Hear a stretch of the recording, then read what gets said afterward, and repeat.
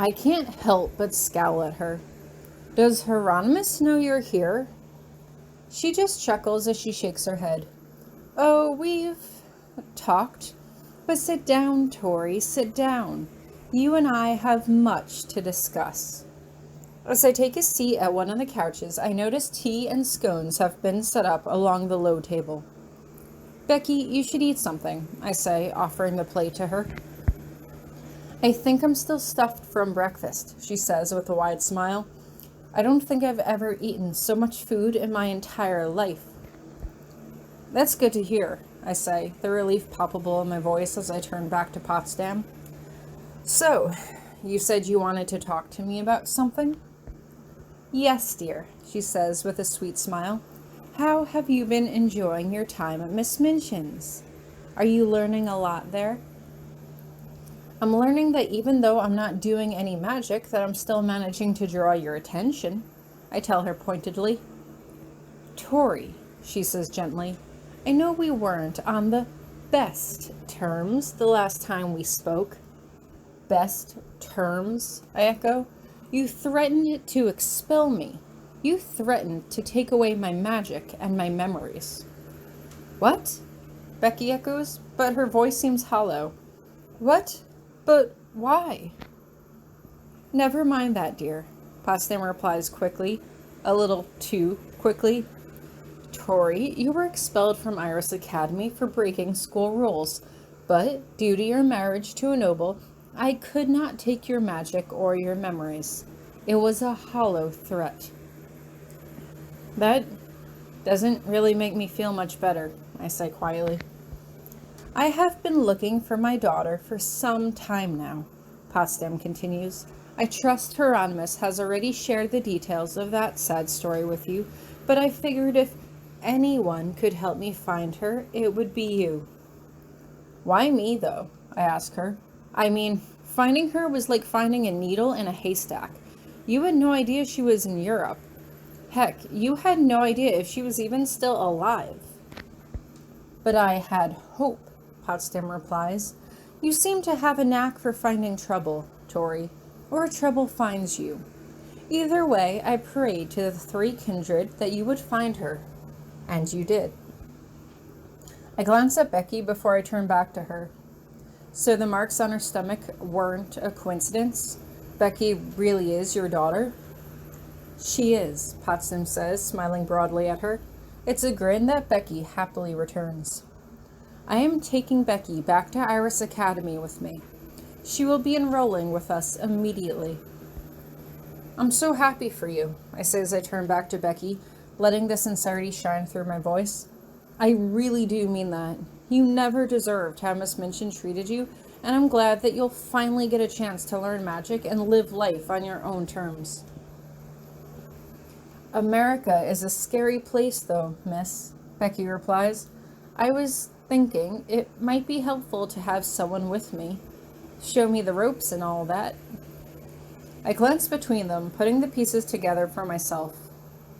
Are you inviting me back to Iris Academy? She is, miss, Becky says as she leaps excitedly off the edge of the couch before sitting back down. I'm sorry, ma'am. Couldn't control myself. It's all right, dear, Potsdam says gently, her voice full of motherly affection. I'm not so sure, I say as I stare her down. Have you spoken to Hieronymous about this yet? I have, she admits. He came by to visit me this morning. He knows you would like to go back and spend time with your friends again, and he knows you would also like to start learning magic again.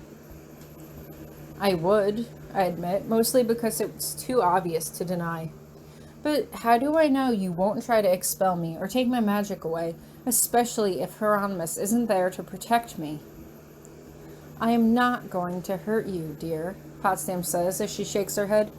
Tori, despite your misgivings about me, everything that I have done has always been with your best interests in mind. Not expelling Ellen, I said pointedly. I let it go, Potsdam says suddenly, her smile twisting into a deep scowl. When you and Bej opened up a portal into the otherworld and sent that spirit through, I let it go. Miss Middleton injured you in an attempt to go into the other world herself and almost got Hieronymous killed in the process.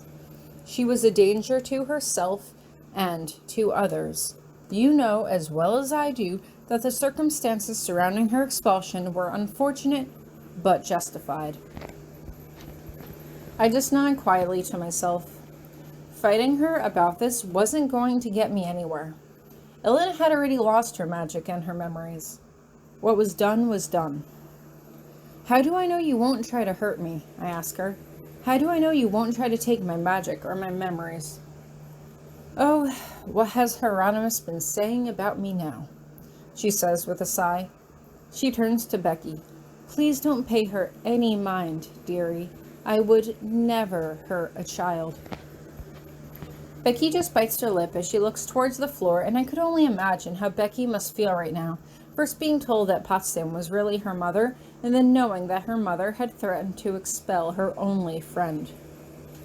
If you really think that I have nothing to fear from you, then you shouldn't mind making a vow, I tell her seriously. Now, Tori, it's impolite to make such a request of a witch. You know this. Surely we have taught you better. That's what you taught me, I remind her. Hieronymous taught me it's better to be safe than sorry. I do want to go back to Iris Academy and help Becky learn the ropes, but I need some assurance that it's safe for me there. Becky is looking at her hopefully, and Potsdam sighs as she steadies herself and turns to me. Lady Tori Grabiner, you have my vow that I shall never deliberately cause you harm, nor will I expel you or take your magic or your memories. I'm not sure if there's anything formal I'm supposed to say in response, so I just say the first thing that comes into my head, the first thing that Hieronymous had said after Potsdam had told the Manus that we would be married that very day. It is so sworn. There, Professor Possum says, screwing up her face as though she had tasted something sour. I hope that risking my own magic is enough to put your mind at ease. It's a start, I venture. I'll ask Hieronymous if I can go, and if he says that I can, then I'll go.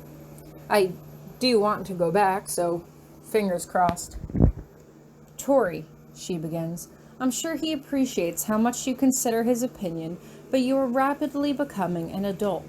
It is time for you to make your own choices, especially regarding your education. This is my choice, I tell her firmly. Hieronymous is my husband, and I can only benefit by seeking his wisdom and his counsel. He is wise, and he is smart, and my life would be a lot better off if I listened to him more. Potsdam stares at me as though I've grown a third head. Well, aren't the two of you a match? This morning he told me that if he had a fraction of your courage, that he would never have let you be expelled in the first place. I raise my eyebrows and smirk, but I can't bring myself to do anything more than that. It sounds like you bring out the best in each other, Becky says suddenly. I wish I could meet him. I do too, I tell her. Hieronymous is the kindest and most caring person you could ever meet. He's super smart, but he doesn't let it go to his head, and he is so patient with me. Like, there are times when I'm probably endlessly annoying, but even when he's frustrated with me, he always takes the time to remind me how much he loves me and cares for me. That's so romantic, Becky says dreamily, but Potsdam seems less impressed. Are you so sure we're discussing the same person? Potsdam asks. He's as emotionally volatile as you are. He can be, I admit, but that's only because we care about each other so much. He would do anything for me, and I would do anything for him. I turn to her pointedly. I think I have already proven as much. Yes, you have, Potsdam says with a quick sigh as she gets to her feet.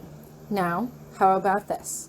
I will meet both you and Hieronymous in my office tomorrow morning, and we can go over the details then. You and Hieronymous will be free to share your concerns, and Becky will get a chance to meet your husband and see if the man you are describing truly lives up to his praise. I'm looking forward to it, I reply with a calm smirk.